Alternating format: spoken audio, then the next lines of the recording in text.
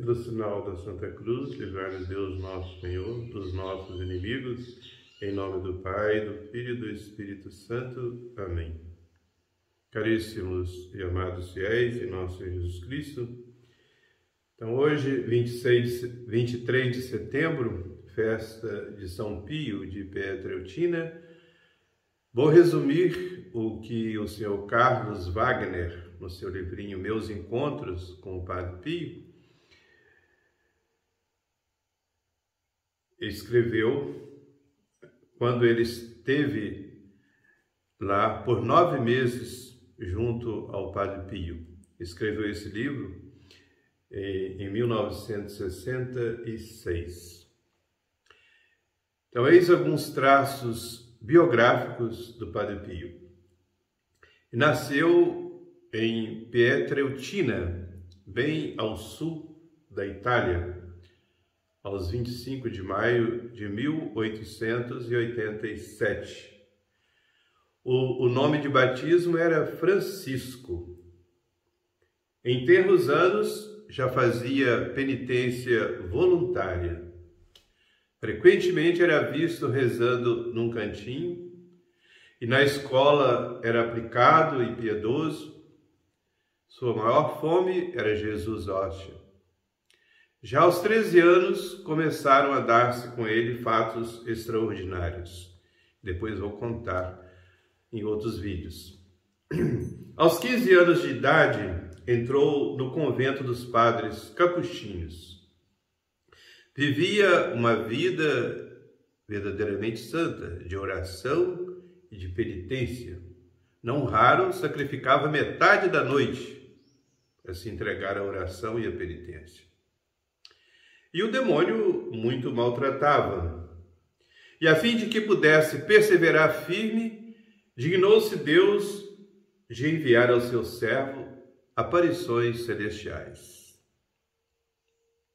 Um dia, percebeu uma voz que, saindo do tabernáculo, dizia: serás flagelado, coroado de espinhos, crucificado, como São Francisco. Em 1910, era Papa São Pio X, então foi ordenado sacerdote, 1910. Em 20 de setembro de 1918, portanto 8 anos depois da ordenação, recebeu visivelmente as chagas de Cristo. Sempre era o primeiro a entrar na igreja e o último a sair. Quando certo dia no coro orava ante o crucifixo, braços estendidos, de repente saiu do tabernáculo uma luz maravilhosa. Cristo resplandecente numa beleza indizível viera ao encontro de seu humilde servo. E despertando da visão, estava visivelmente ornado com as chagas de Cristo. É o primeiro sacerdote que traz os estigmas. São Francisco de Assis também tinha as chagas de Cristo, ou estigmas, mas ele era apenas diácono, né? Por humildade, São Francisco não quis ser ordenado padre, não se julgava digno. Os confrades encontraram no Padre Pio sobre os ladrilhos do coro e carregaram-no para a cela e perceberam que tinha enormes feridas nas mãos, nos pés e no peito. E desde então, aquelas feridas não pararam de sangrar.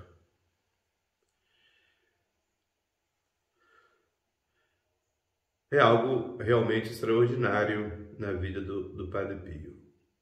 Mas outra coisa muito mais extraordinária, talvez a mais extraordinária na vida do Padre Pio, foi a celebração do santo sacrifício da missa.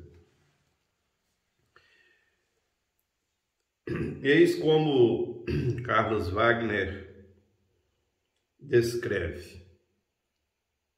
E ele foi testemunho ocular, né? Por 9 meses ele teve essa graça, né, de assistir à missa do Padre Pio. Diz o autor: diariamente, inverno ou verão, Padre Pio reza a Santa Missa às 5 horas. Desde a madrugada, esperam os fiéis à porta da igreja, orando e cantando, até que se abra. Eu mesmo, diz Carlos Wagner, e não raro, tomei parte nisso. Às 4 horas, ali está aglomerada uma multidão enorme. Ouve-se rezar em diversas línguas. Os peregrinos vêm de muito longe. Não temem os sacrifícios de se levantarem cedo, a fim de que possam estar mais perto do celebrante. Abre-se a igreja às 4h30. Num instante ela se enche, porque os peregrinos avançam tumultuosamente. Também o Padre Pio faz grande sacrifício, preparando-se diariamente para a missa durante 3 horas. Observei-o muitas vezes. Às 4h45, arrasta-se ele, cheio de dor, para a sacristia. Vive todos os dias nesse espaço de tempo misteriosamente a paixão de Cristo no Monte das Oliveiras. Também agora não lhe dão sossego. Muitos sacerdotes e altos dignitários, homens de todas as classes do povo, esperam e lhe apresentam seus problemas. Caminha poucos passos apenas e ajoelha-se num genuflexório. Está rezando.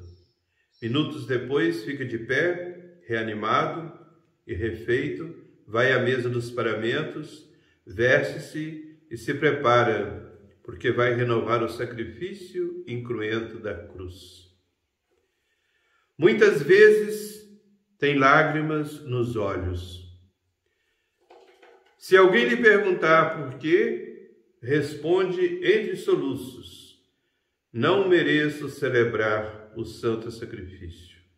Sou o mais indigno dos sacerdotes. Impressiona-nos tal confissão. Na época em que o autor escreve, Padre Pio tinha 78 anos. E Carlos Wagner diz assim: um homem de 78 anos chora, se julgando indigno de celebrar o santo sacrifício da missa.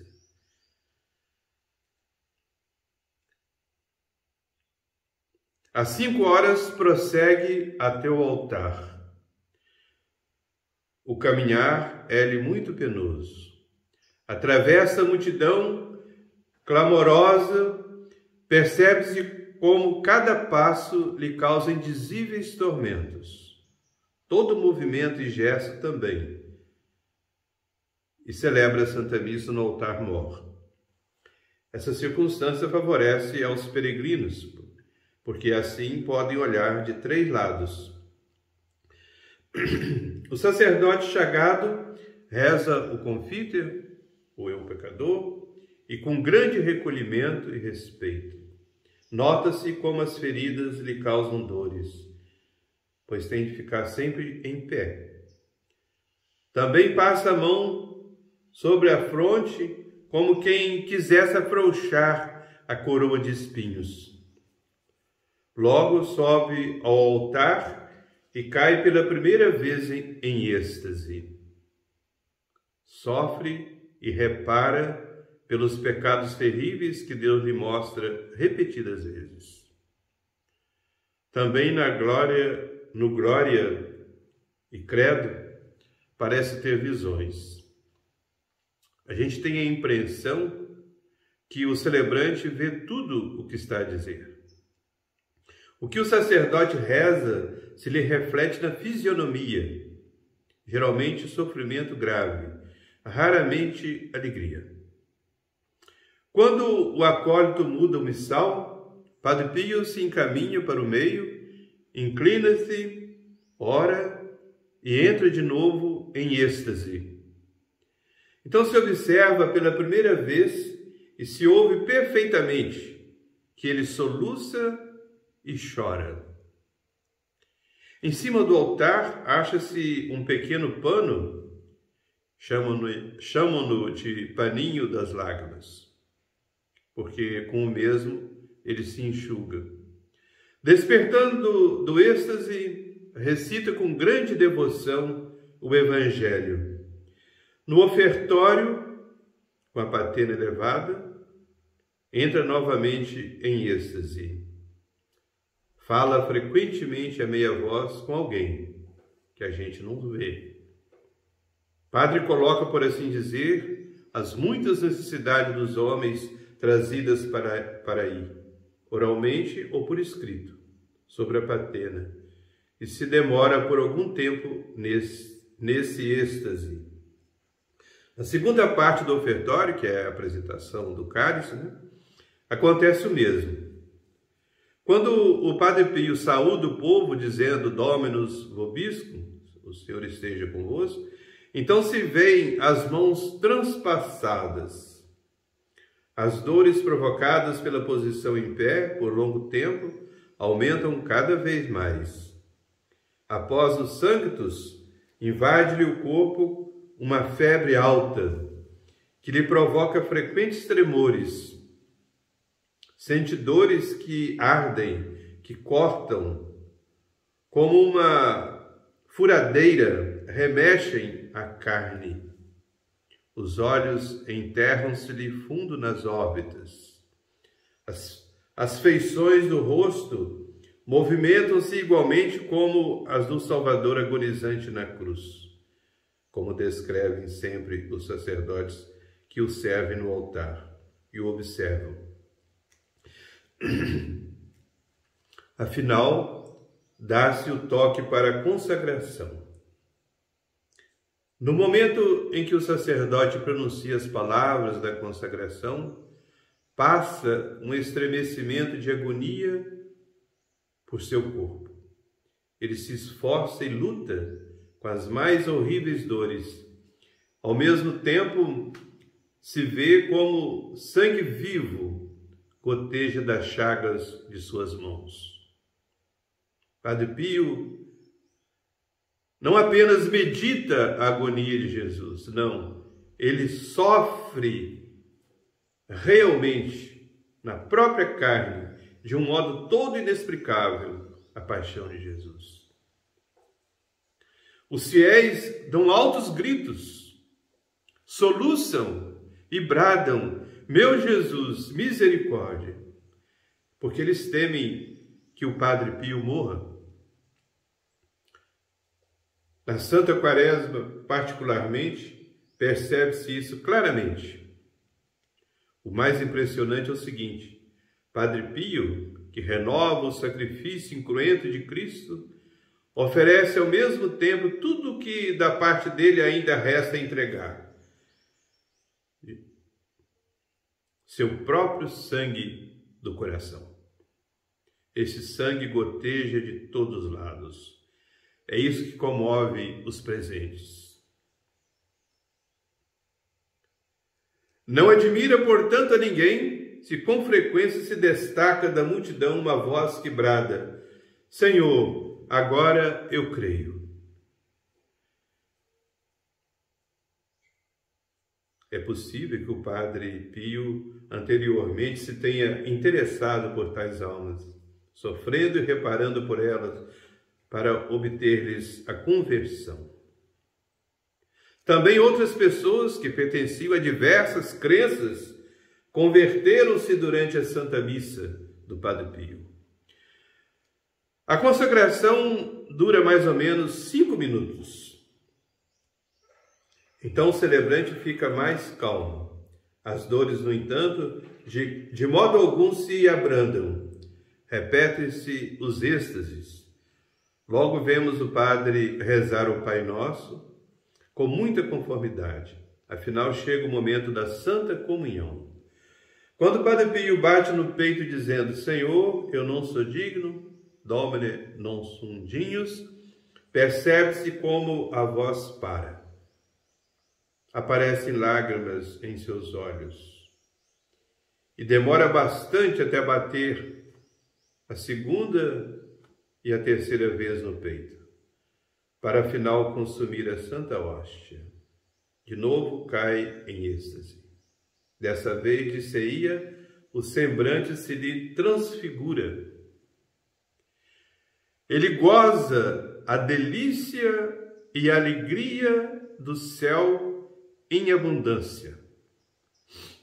Quanto isso seja possível a um simples mortal. Recebe, por assim dizer, a recompensa por todo aquele sofrimento horroroso que antes havia suportado. E, ao mesmo tempo, se reforça e reanima para poder aguentar a tarefa pesada que dia a dia enfrenta. Padre Pio demora-se longamente nesse estado da íntima união com Deus. Com visível devoção, reza ainda as orações finais e com enorme esforço é conduzido no meio da multidão para a sacristia. Ali tira os paramentos e coloca as luvas de lã que cobrem as chagas, a fim de que suguem, o sangue e também não sejam profanadas por olhares curiosos. Depois o Padre Pio entra no convento, faz sua ação de graças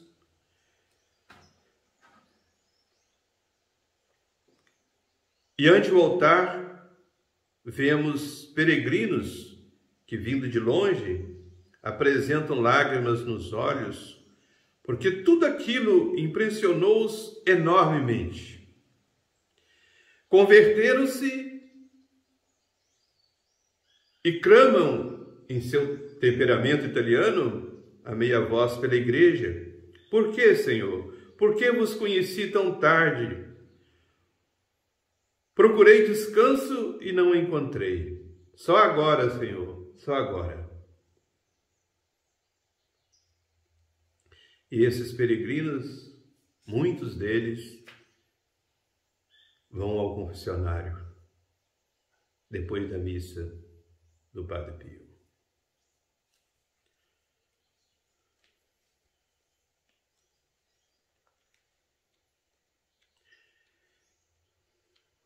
Terminemos, caríssimos, com o que Carlos Wagner diz no final do seu livrinho.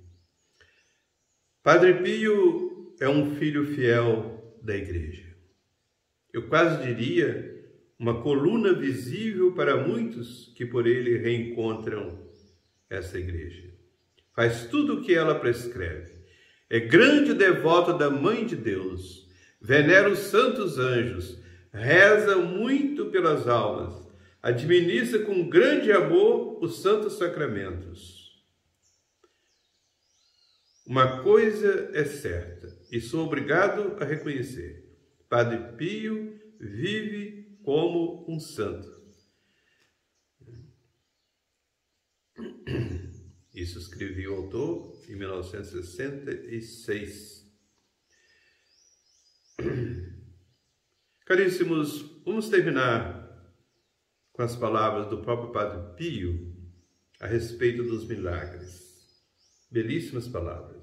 Diz ele: é humano e natural que o homem se sinta atraído por milagres. Assim pode conhecer melhor a grandeza e magnificência de Deus. Amém.